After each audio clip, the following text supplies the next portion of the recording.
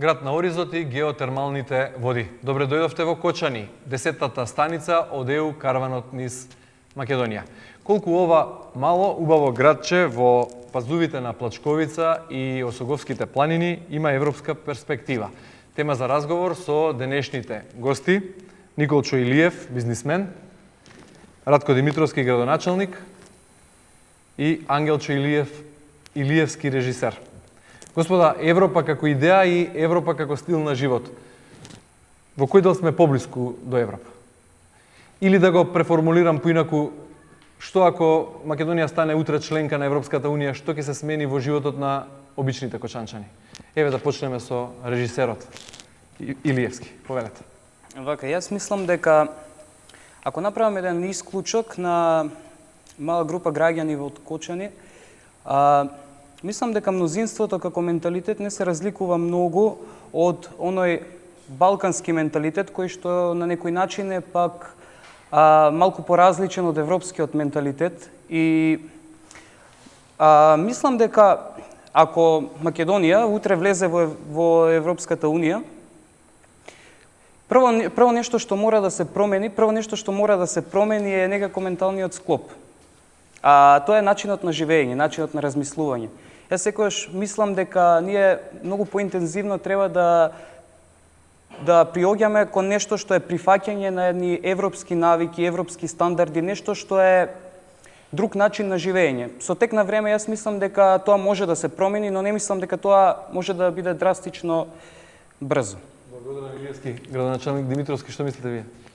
Па добро, Кочани како европски град, јас го гледам уште утре, она што го нашиот сограѓанин кажа, е присутно, меѓутоа, можам слободно да кажам, ако се споредиме со некои европски држави, кои што се во нашето соседство, кои се примени, мислам дека ние отскокнуваме далеку пред нив, во делот на нашето прифаќање на европските навики, на европските живења.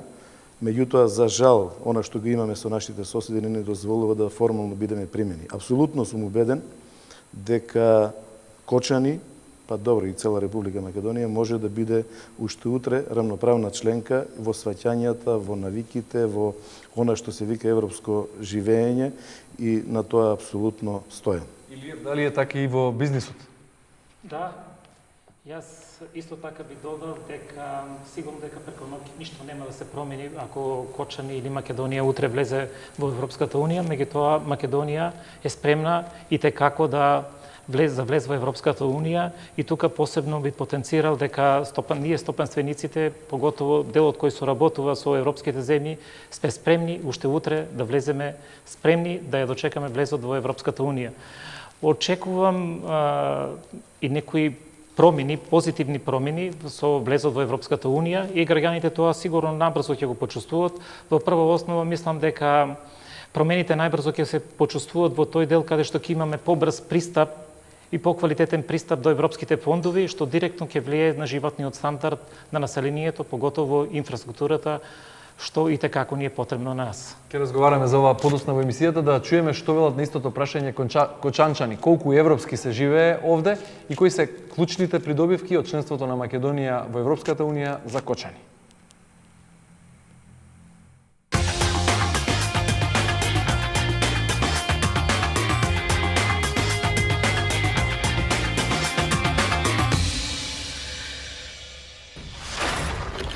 За европски не можам да кажам, а инаку како граѓани мислам дека прилично добро се живее.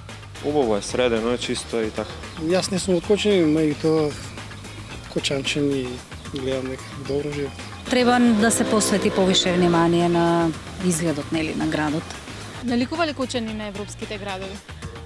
Па мислам дека е доста чист град. Мислам дека наликува, не е нешто што може да се разликува многу од другите градови. Немој да мислите дека европските градови се нешто посебно повеќе развиени од тоа што го имаме и ние. Имаат најразлични проблеми како што ги имаме и ние тука. Кочани е еден убав мирен град и убав за живење. Кои се вашите очекувања доколку Македонија утре стане членка на европското семејство? Па веројатно малку и економијата да се подобри. секако стандардот на граѓаните да се подобри. Мислам дека тоа се причините за и моите верувања за европска Македонија. Не знам колку би могло да се измени, меѓутоа мислам и се надевам дека ќе биде секако подобро. Брза промена во Македонија нема да има, и ако станеме членки, сигурно. Меѓутоа ќе се сменат работи.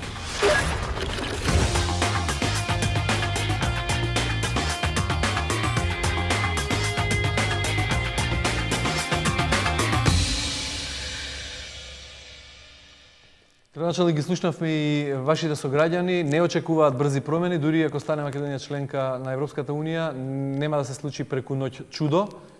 Според вас, која ќе биде главната придобивка за градот од членството на Македонија во Европската Унија? Добро, граѓаните се потполно во право со тоа што кажуваат, заради тоа што ние не можеме преку ноќ да очекуваме со некое волшебно стапче, со самиот прием на Македонија и влегувањето на кочани во Европската Унија, дека ќе се променат нештата, ќе се промени живеањето. Меѓутоа, главната придобивка на кочани, па и на целата држава, ќе биде тоа што ќе биде овозможен една непречена комуникација на луѓето, информациите, капиталот, така да Кочани, како град, бидејќи е спремен за сето тоа, може да ги почувствува многу брзо придобивките, за разлика од некои други градови од Републиката. Но таа комуникација постои сега, визи нема? Од пред некоја година слободно патуваат македонските граѓани, извозот е исто така безцарински? Да, меѓутоа, оние кои што се конкретно во делот на стопанството, може да ви ги кажат конкретните резултати од согледувањата.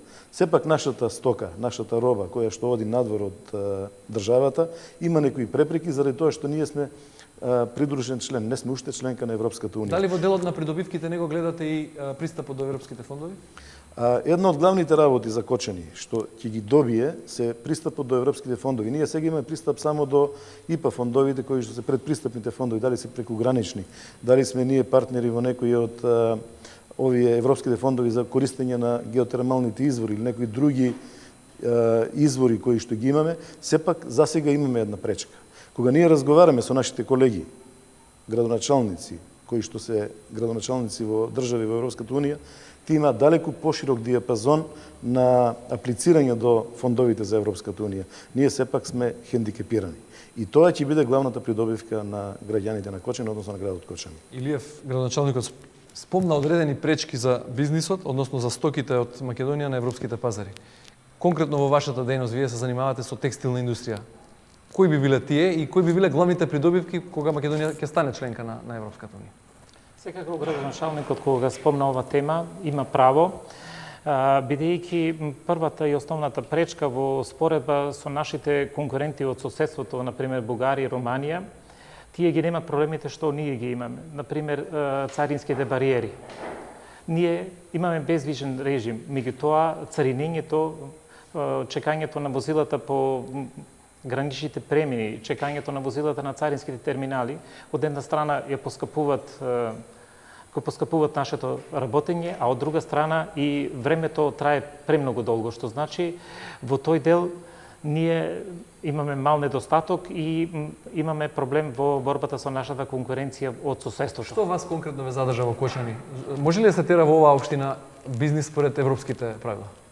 Да, не само во Кочани, на многу места во Македонија може да се води и тоа релативно успешен бизнис. И ако се споредува од почнување на бизнис во Европската Унија или во Македонија која е земја во развој, во некои сегменти дури тоа е и предност.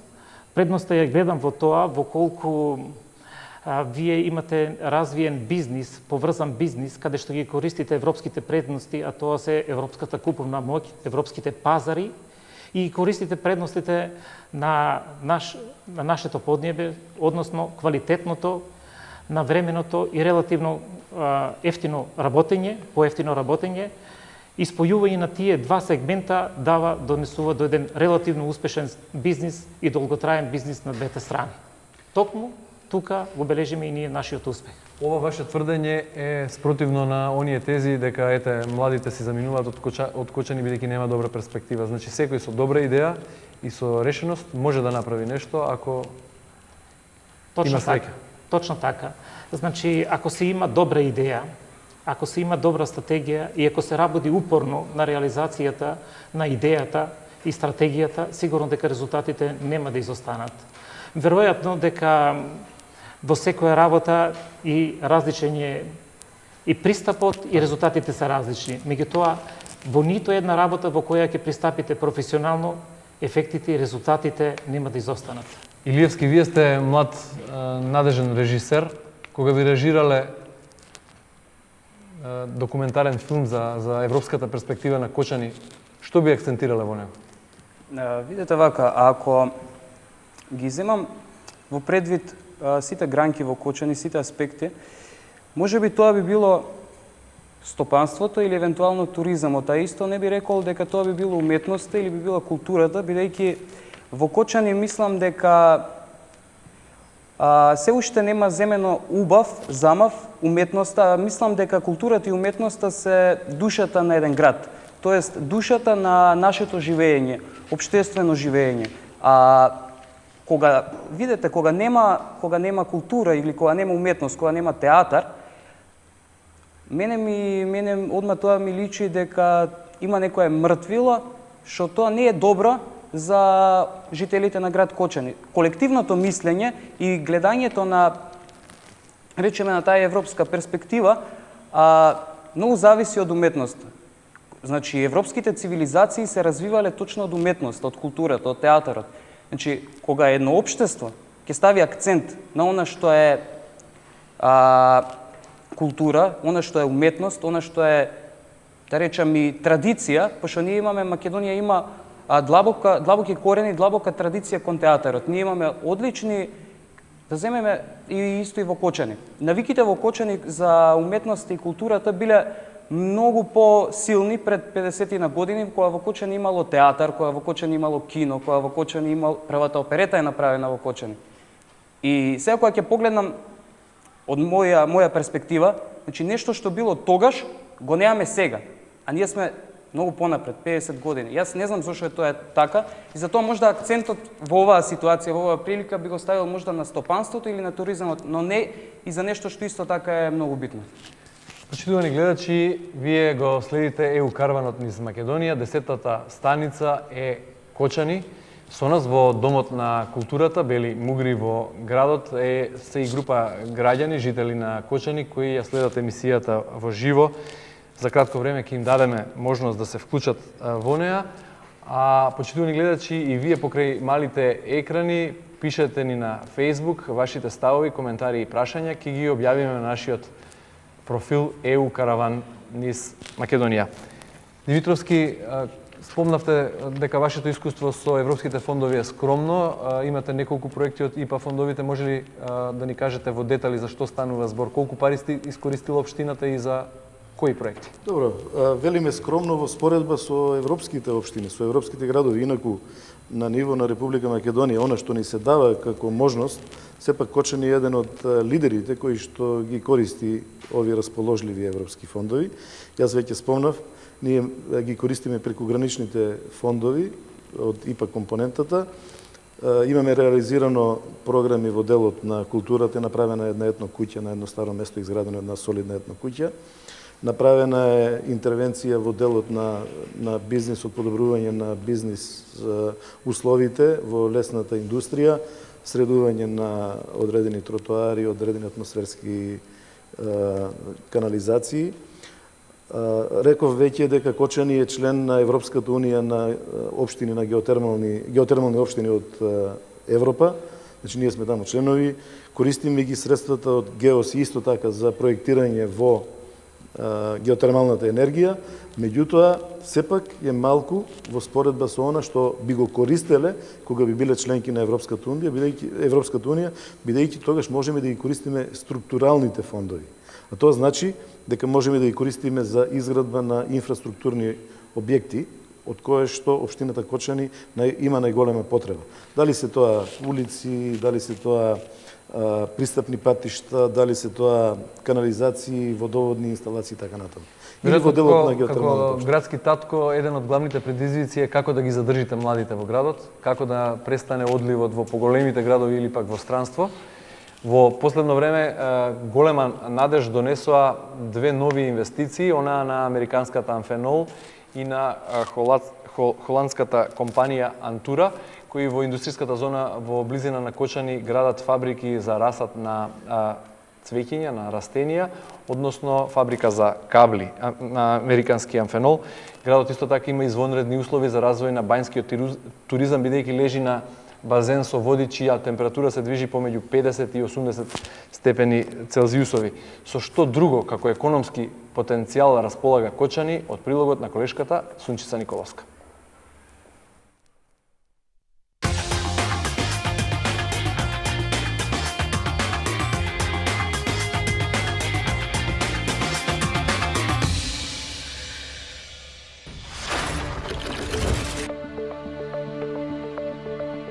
Руен ЗИК Кочанско поле, фабриката за хартија и целулоза.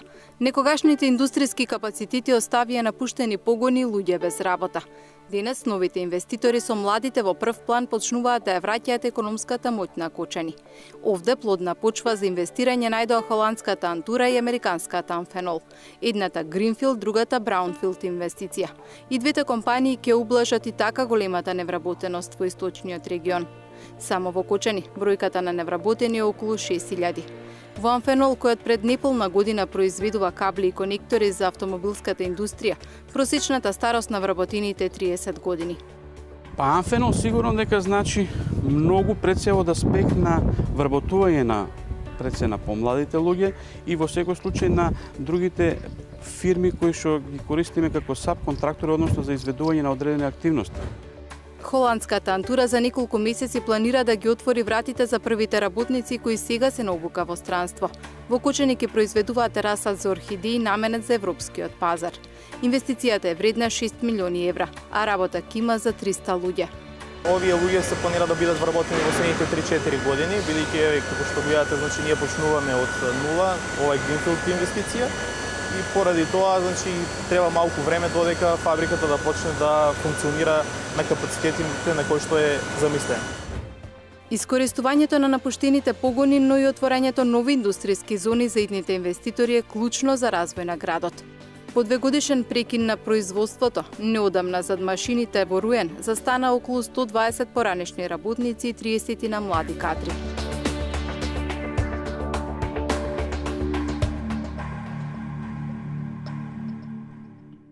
Кочанчани своја екзистенција гледаат и во планинскиот туризам. Велат изградбата на хотели и на угостителски објекти ќе донесат туристи и ќе отворат нови работни места.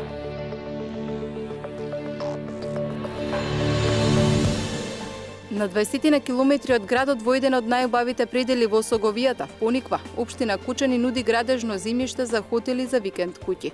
Почетната цена е 1 евро за квадрат. Продадени се 90 на парцели, но интензивни градежни зафати се уште нема. Имаме заинтересирани луѓе од цела Република Македонија, веќе купија градежни парцели граѓени од Скопје, Куманово, Штип, Струмица, Велес. Така да очекуваме дека ќе се зголеми интересот и за купување на објекти за сместувачки капацитети и од странство. Пониква е едно од најпосетените места во Осоговијата. Се бара легло повеќе во текот на зимата и за време на топлите летни денови. Со изградбата со поголем капацитет, нормално дека ќе се зголеми и посета на туристи.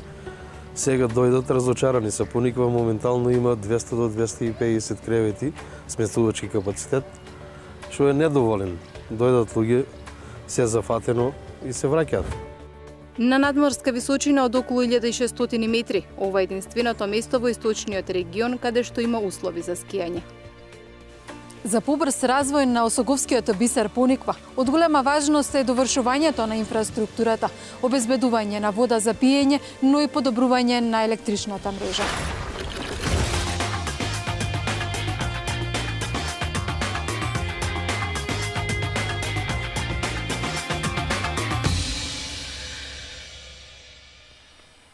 Видовме економската слика на Кочани забрзано се менува и тоа на подобро во последните години. Димитровски, дали општината доволно ги ползува сите придобивки кои ги нуди кандидатскиот статус на државата? Доволно ли ги користиме европските пари?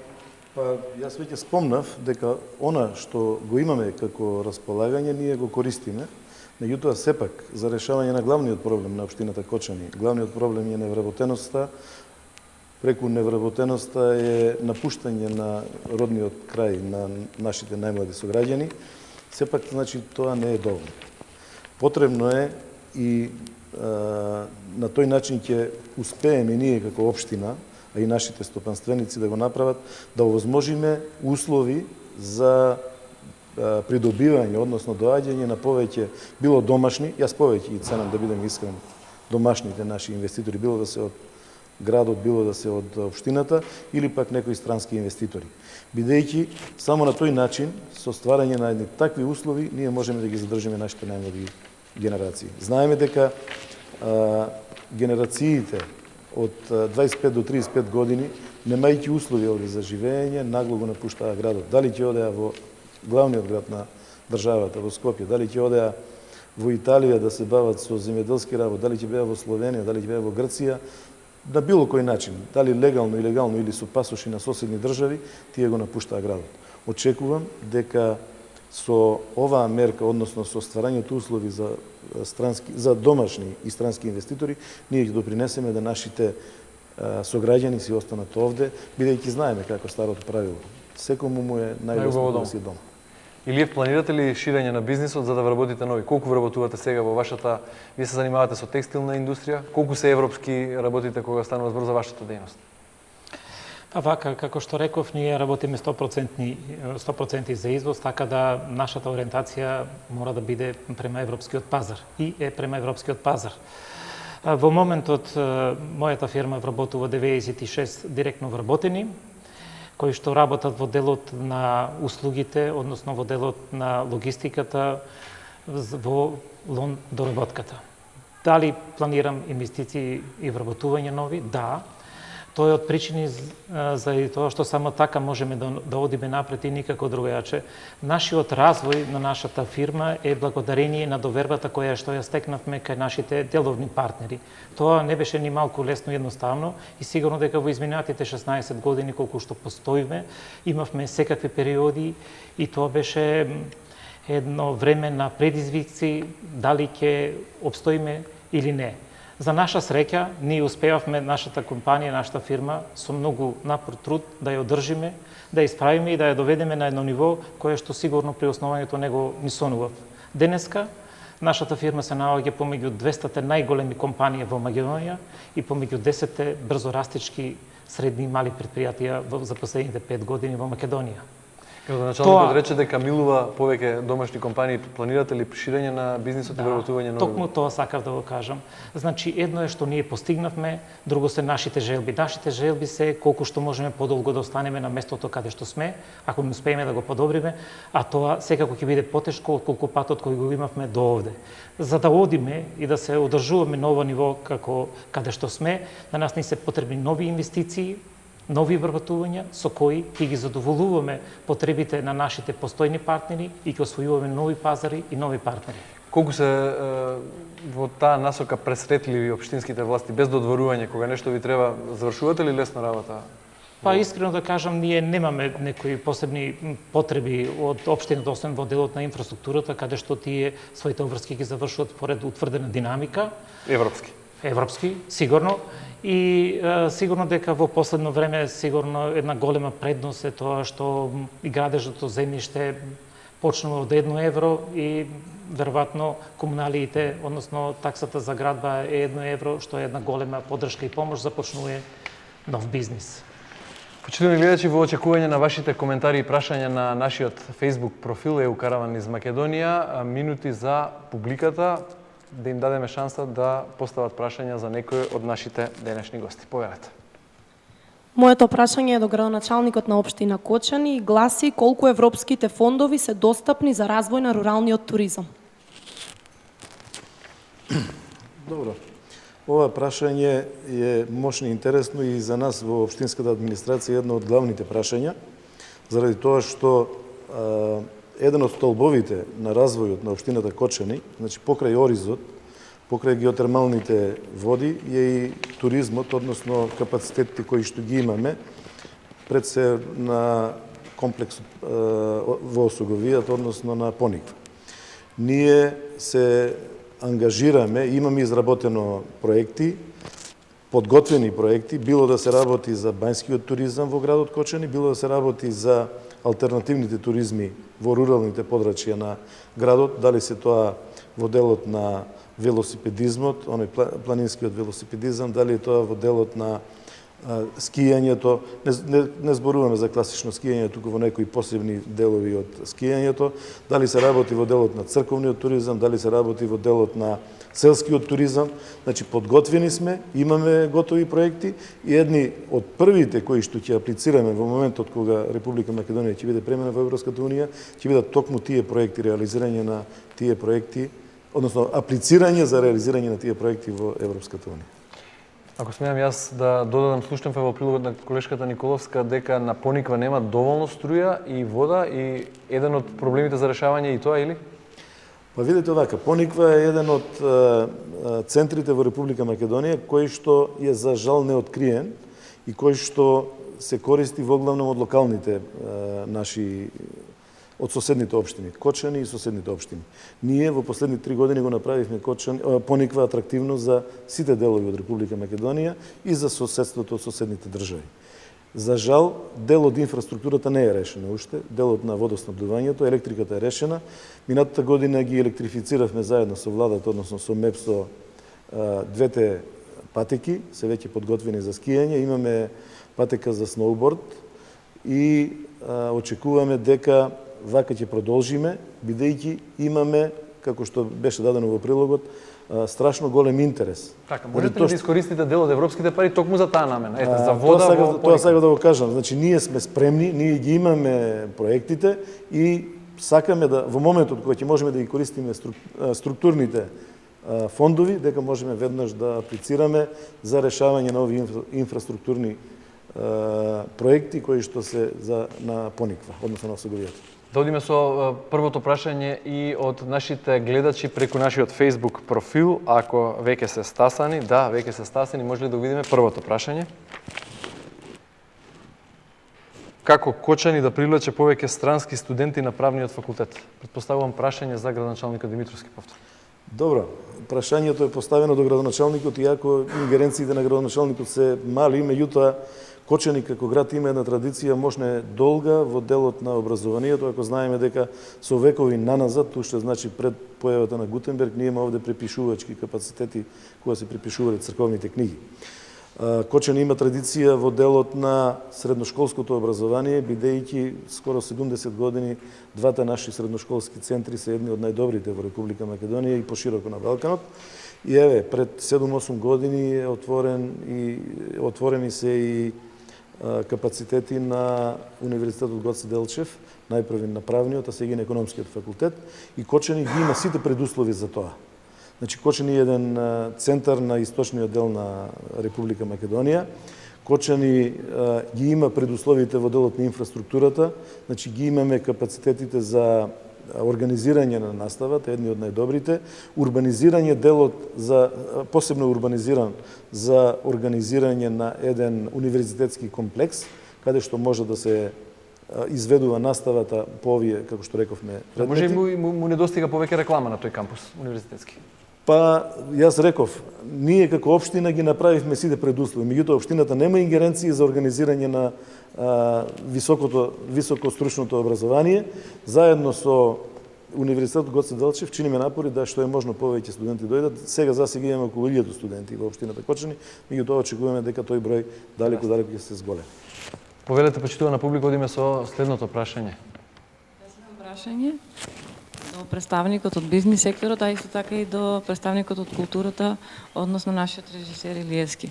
Каква перспектива за областа во која се занимавате вие ќе донесе членството на Македонија во Европската Унија?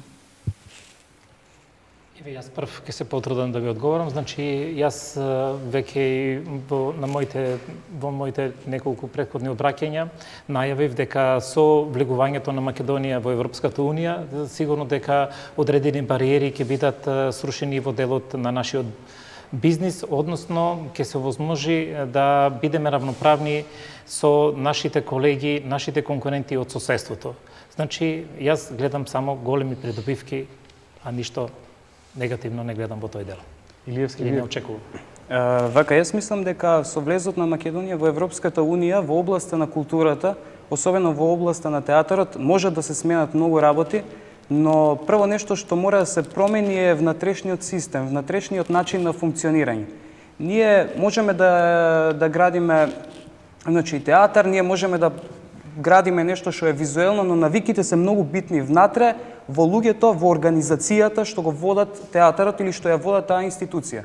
Кога ќе се промени внатрешниот систем на функционирање, тоест кога ќе се прифати европскиот начин на функционирање на театар, тогаш Македонија ќе има вистински театар, ќе има вистински граѓаните ќе имаат вистински можности да уживаат во нешто што се вика заокружена форма на или целина на една театарска уметност. Бидејќи ние имаме квалитетни луѓе, ние имаме квалитетни актери, режисери што можат да направат нешто, но она што е внатре, мислам дека е една пречка, тоа се навики, што мислам дека навиките и семејлива категорија, така да. Добро. Кочани е едно мирно место во Источна Македонија во кое можете да дишате со полни гради. Нема сообраќаен метеж, место за паркирање има доволно, иако во строгиот центар на градот од неодамна паркингот се плаќа. Во близина е Пониква која очекува градежен бум, бидејќи има голем интерес за градежните парцели, се бара локација повеќе за изградба на викендички и гостителски објекти. Европската Унија досега финансирала неколку проекти во општината, за кои точно и личната карта на градот од прилогот на колегата Милер Истевски.